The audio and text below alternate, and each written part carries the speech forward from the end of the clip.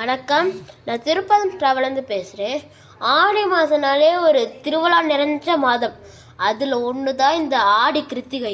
எல்லா வருஷமும் ஒரே ஒரு கிருத்திகை தான் வரும். ஆனால் இந்த வருஷம்தான் மொத்தம் 2 கிருத்திகை வருது. அதனால் நீங்கள் ஒரு கிருத்திகை விட்டுருந்தா கூட பிரச்சனை இல்லை.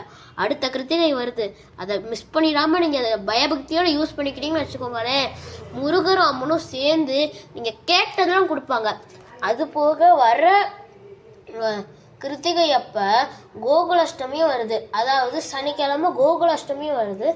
அதனால முருகர், அம்மன், அது போக கிருஷ்ணரோட அருளும் உங்களுக்கு சேர்ந்து கிடைக்கும். அதனால நீங்க எல்லா சாமிகளும் நினைச்சு பயபக்தியோட சாமியை வரது கும்பிட்டீங்கன்னு வச்சுக்கோங்களேன், உங்க கை தூக்க வந்துருவாங்க எல்லா சாமியுமே. அதனால நீங்க பயப்படவே தேவையில்ல, சாமி நம்ம கூட இல்லையேன்னு. இந்த கிருத்திகைய நீங்க நல்லபடியாக யூஸ் பண்ணிட்டீங்களா, முருகர், அம்மன், கிருஷ்ணன் 3 பேருமே உங்க கூட தான் இருப்பாங்க. திருச்சிற்றம்பலம்.